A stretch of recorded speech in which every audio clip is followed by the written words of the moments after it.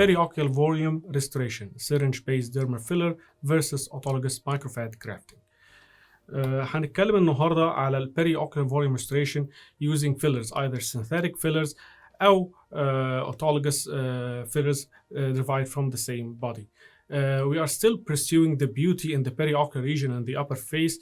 وكل ما الزمن بيتطور الناس بتحب طبعا تجمل ال upper face، ودايما لازم يكون عندنا alternatives either يعني surgical or non-surgical forms. The upper face is affected by all the regions: gravity, ultraviolet lights, the downward pull of the gravity على الفيس. كل ده causes the downward movement of the face and appearance of the rhytids أو wrinkles. It's also important to know the different fat compartments of the face and the anatomy of the fat compartments. The fat compartments usually goes أول حاجة حوالين العين. هنشوف سلايد شايفين فيه الفات بتروح أكتر من الحتت الأزرق الفاتح، وآخر حاجة بتروح الأزرق الغامق. It's also important to know the anatomy of these fat pads، عشان إحنا لما بنحط أي فيلر في أي fat pad من دول it stays in this fat pad، ما بتروحش، ما ينفعش تروح لفات pad تاني. ده especially goes when the filler is placed deep inside the fat. أنا بقول deep يعني إيه؟ يعني epiperiostal. And of course this does not affect the superficial placed dermal fillers, either synthetic or natural. The superficially placed could move if they are compressed. التايبس اوف رايتيدز طبعا في 3 انواع اساسيه: الدايناميك رايتيدز او التجاعيد الحركيه اللي بتحصل مع الحركه بتاعه الوش، زي التجاعيد اللي بتحصل بره العين لما بنضحك اللي اسمها الكروفيد، او الفراون لاينز التجاعيد اللي بتحصل اللي بنسميها ال 111، او الهوريزونتال فرونتاليس لاين لما بنرفع دماغنا. التجاعيد دي كلها اسمها دايناميك رايتيدز او تجاعيد حركيه. لما الحركه دي بتفضل مستمره الكولاجين بيتكسر في اللاينز دي اللي هي دايناميك رايتيدز وبتتحول لستاتيك رايتيدز، التجاعيد الثابته. دول النوعين الرئيسيين، وطبعا there is a combination between those two types اللي هي الكومباين او الميكست رايتيدز. placing the filler كل ما الرايتيد او الرينكل بيبقى deeper down we have to go deeper down with our filler and at the same time to increase the viscosity. We can also use the injection of different types of fillers of different viscosities on different levels to achieve the best attained appearance with the best treatment of the rhytid أو wrinkle. الكونتور ديفكت زي التير تراف ديفكت especially اللي بيهمنا احنا في اللور فيس او الجنكشن between the lid and the upper cheek، ده اسمه كونتور ديفكت. The defect can extend downwards up to the deep dermis، او حتى ساعات يبقى يعني تلاقي السكين على طول جاي على عظم. very deep filler. في الديب كونتور ديفكت دي it's better to start by the deeper fillers. تحقن الديبر فيلرز سواء كان high viscosity synthetic filler او مايكروفات جرافتنج اللي هو احنا بنعتبره انه high density filler. بتخش immediately epiperiostral وبتحقن layer تقيل الاول عشان ترفع التيشوز اب. بعد كده لما تحقن الديبر لايرز وتكريت some volume you can use a more fine filler injected more superficially عشان تعمل الفاين تاتشز بتاعتك.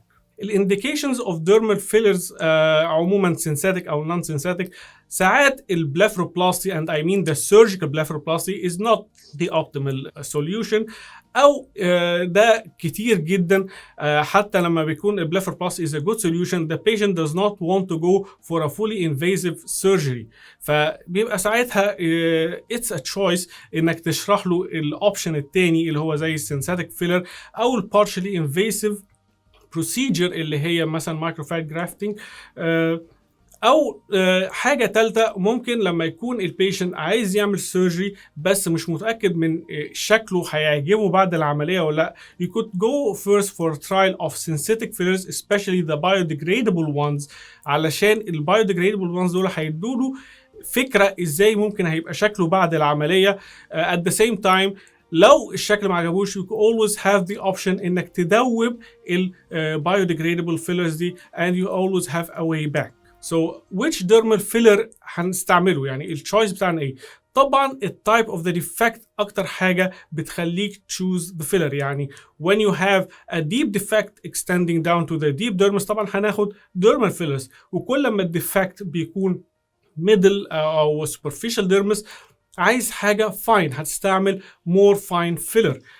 طبعا السيرجنز experience is a very important point. يعني انت مثلا لو مش experienced في المايكروفات جرافتنج ما تستعملش مايكروفات جرافتنج، استعمل الفيلر اللي that you could cope with. هنستعمل مثلا حاجه من الهايلورونيك اسيد derivatives عشان دول they are dissolvable fillers. يعني حتى لو انت ما عرفتش توصل للأوبتيمم بتاع اللي العيان حطه في دماغه، you always have a way back to dissolve the filler using hyaluronidase enzyme، وتقدر دايما to correct yourself again. ودايما put your mind into your brain the patient's expectation. البيشنت عايز يفضل بالشكل ده قد ايه، او هل هي مجرد يعني فاشن ترند دلوقتي، هو مثلا عايز يعمل تشيك بونز كبار دلوقتي وممكن بعد فتره التشيك بونز العاليه دي ما تبقاش موضه. لازم تفهموا الكلام ده، لان انت لو عملت حاجه بيرمنت using a permanent synthetic او a permanent autologous filler انت خلاص حطيته في الشكل ده. to rego يعني to rewind the picture اللي انت عملتها له لو انت استعملت حاجة permanent the only way to go back is through surgery. in contrary لو انت استعملت حاجة dissolvable زي الهيرونيك acid derivatives اللي كل الناس بتستعملها دلوقتي you could give him the shape that he wants, and if the fashion trend changes you could always go back and rewind back what you have done. الديرمال fillers synthetic especially are divided into two main branches, the biodegradable and non-biodegradable. Biodegradable, my filler of choice is the hyaluronic acid derivatives or hyalans. In non-biodegradable fillers, if I have to use a non-biodegradable filler, my choice is to use autologous microfat grafting because it does have other advantages other than the filling and the contour formation. الادفانتجز بتاعت synthetic fillers mainly it is an office procedure. انت مش لازم تدخل العيان مستشفى، انت مش لازم تحط العيان under anesthesia.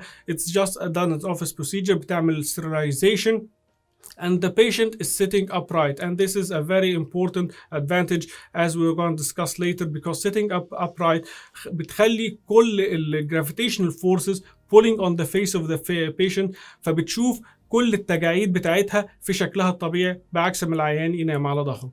Another very important advantage of the synthetic fillers a property called isovolumic degradation, which means when the synthetic filler is injected into the tissues, it starts imbibing water and it continues imbibe this water imbibation بتشفط ميه وبتديها volume until the last molecule of the synthetic filler have dissolved. يعني كل حاطين الاول فيلر بكميه كبيره وهو لسه شافط ميه صغيرين، الفيلر طول ما هو موجود بيشفط ميه، فهو حتى لو الفوليوم بتاعه بيقل، الفوليوم بتاع الفيلر الميه بتزيد وهو بيقل ولسه بيشفط ميه فالميه بتزيد، فالفوليوم بيفضل تقريبا ثابت لغايه ما الفيلر يروح خالص. انا بتكلم طبعا على الهيرونيك اسيد درافيتس دلوقتي، وساعتها ممكن to replenish the filling effect.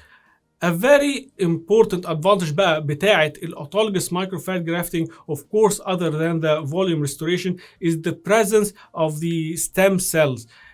فهي ليها rejuvenative effect، هي مش مجرد فيلر فقط. وده ليه انا بحب الاوتولوجous مايكروفات جرافتنج لو انا هحط يعني ناتشورال فيلر، لانها بتدي نضاره للجلد. يعني كل البيشنتس اللي حقلوا المايكروفات ان اديشن للفوليوم ريستوريشن اللي حصل بنلاقي الكونسيستنسي بتاعت السكين بتتحسن، النضاره بتاعت الجلد بتتحسن، لان هي مش الاوتولوجous مايكروفات جرافتنج مش مجرد فيلر، ده فيلر و at the same time a skin rejuvenative agent.